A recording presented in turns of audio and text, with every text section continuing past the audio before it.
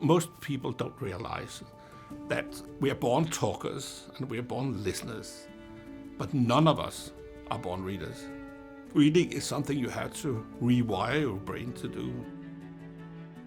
Before being diagnosed with dyslexia, I was probably avoiding reading where I could. I've always had issues with my eyes, so I would just assume that it was a problem with my eyes. And if it was a paperwork thing, I'd delay. It's quite an anxious way of living, and I would say dyslexia causes a lot of anxiety. When we look at the text with dyslexia, it can be almost seen as a block, and it's a bit overwhelming. And then starting to look at individual words, it can feel like they're jumping and wiggling around. I have so many Bibles where I've tried bigger print, I've tried all different styles of Bibles, and I don't pick it up enough. The bigger paragraphs, just thinking I've got to get through that paragraph, and quite often the sense would be lost. And the whole point with the Bible is to also understand God and know God better. There's a few features you might notice when you open up the ESV Dyslexia-Friendly Bible. Starting to read, you'll obviously see a typeface you haven't seen before. We call it Grace because what more appropriate name for a Bible typeface than Grace? That's what it's all about. If you look at the Grace font, you will see there's two predominant design features. One, all letters are made heavy to the baseline.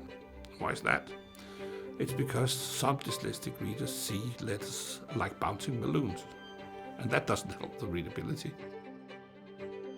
Secondly, we put a lot of makeup on the design to make the letter shapes of the words look more crunchy and more recognizable.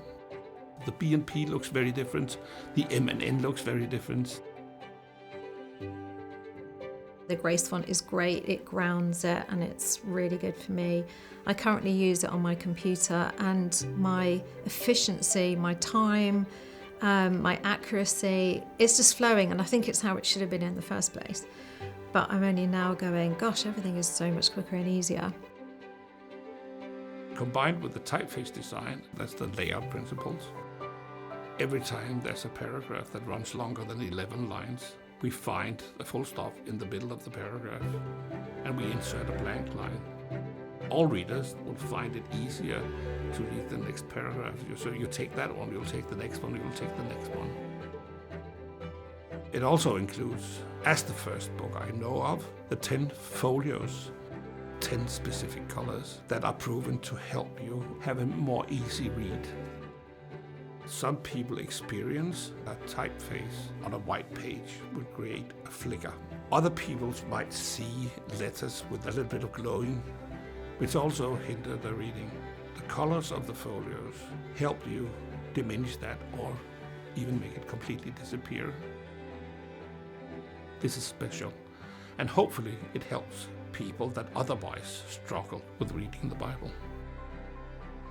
Actually being able to have a Bible that's in the font, people can reconnect with God, reconnect with the Bible. It's just going to make such a difference to people.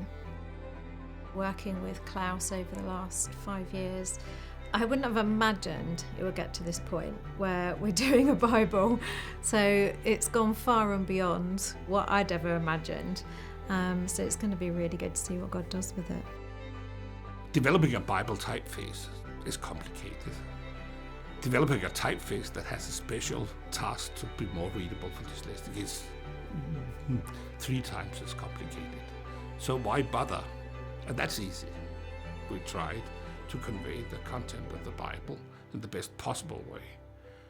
And if that takes 5 years of development to create a dyslexic-friendly typeface, well, we'll do it again.